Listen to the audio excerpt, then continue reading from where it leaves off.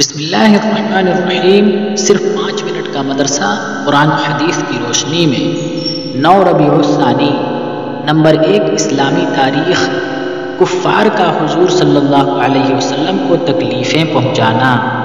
جیسا کہ ہر دور کے لوگوں نے اپنے زمانے کے نبی کا انکار کیا اور ان کے ساتھ برا سلوک کیا، ایسے ہی بلکہ اس سے بھی زیادہ برا سلوک نبی کریم صلی اللہ علیہ وسلم کے ساتھ کفار مکہ نے کیا۔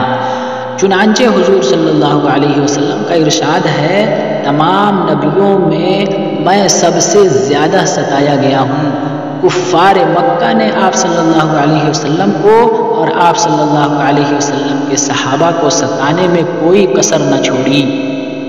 کوئی آپ صلی اللہ علیہ وسلم کے راستے میں کانٹے بچھاتا تو کوئی آپ صلی اللہ علیہ وسلم کا مذاق اڑاتا، کوئی شاعر اور کوئی جادوگر کہتا تو کوئی پاگل اور دیوانہ۔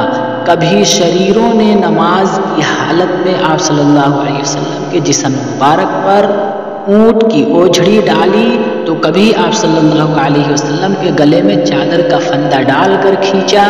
اسی دین کی خاطر رسول اللہ صلی اللہ علیہ وسلم کی 2 بیٹیوں کو طلاق دی گئی، مگر رسول اللہ صلی اللہ علیہ وسلم برابر صبر و استقامت کے ساتھ اللہ کے دین کی تبلیغ میں مشغول رہے، اور کفار مکہ آپ صلی اللہ علیہ وسلم کو تکلیفیں پہنچانے کے باوجود دین حق کی تبلیغ سے روکنے میں ناکام رہے۔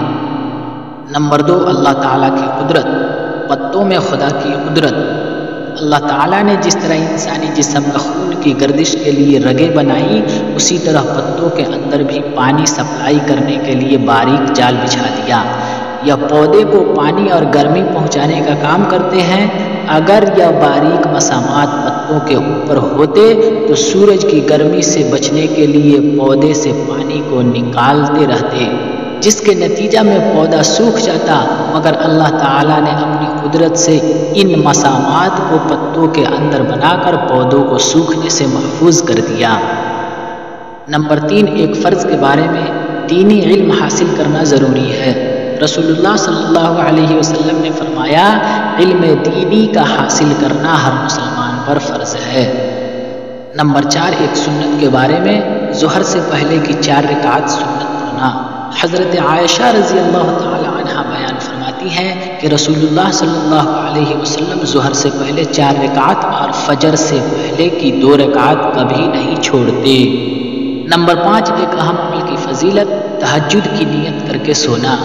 رسول اللہ صلی اللہ علیہ وسلم نے فرمایا، جو آدمی اپنے بستر پر لیٹتے وقت رات کو اٹھ کر تہجد کی نماز پڑھنے کی نیت کرے، پھر نیند کے غلبہ کی وجہ سے صبح ہو جاوے تو نیت کے مطابق اس کو نماز کا ثواب ملے گا، اور حسن نیت کی وجہ سے اس کا سونا اللہ تعالیٰ کی طرف سے اس کے لیے صدقہ ہے۔ نمبر 6، ایک گناہ کے بارے میں حرام مال سے صدقہ کرنا۔ رسول اللہ صلی اللہ علیہ وسلم نے فرمایا، جب تو مال کی زکوٰۃ ادا کر دے تو جو واجب حق تجھ پر تھا وہ تو ادا ہو گیا، آگے صرف نوافل کا درجہ ہے، اور جو شخص حرام طریقہ، سود، رشوت وغیرہ سے مال جمع کر کے صدقہ کرے، اس کو اس صدقہ کا کوئی ثواب نہیں ملے گا، بلکہ اس حرام کمائی کا وبال اس پر ہوگا۔ نمبر 7، دنیا کے بارے میں دنیاوی خواہشوں کو پورا کرنے کا انجام۔ رسول اللہ صلی اللہ علیہ وسلم نے فرمایا، جو شخص دنیا میں اپنی خواہشوں کو پورا کرتا ہے وہ آخرت میں اپنی خواہشات کے پورا کرنے سے محروم ہوتا ہے۔ نوٹ: اپنی تمام چاہتوں کو اسی دنیا میں پوری کرنے کی کوشش نہیں کرنی چاہیے، ورنہ آخرت میں محروم ہو جائے گا۔ نمبر 8، آخرت کے بارے میں اہل جنت کی نعمتیں۔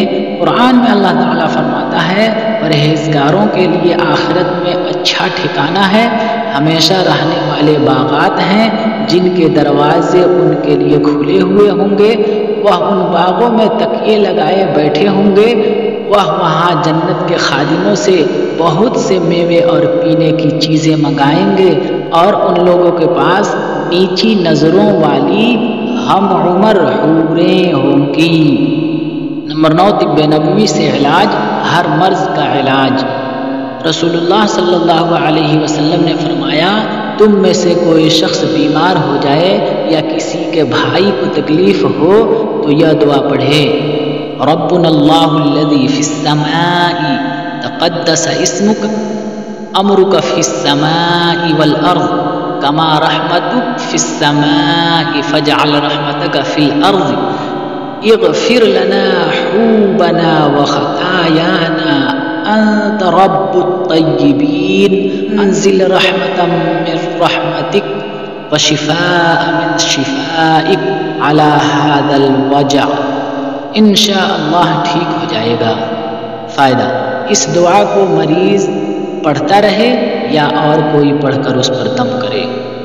نمبر 10، قرآن کی نصیحت۔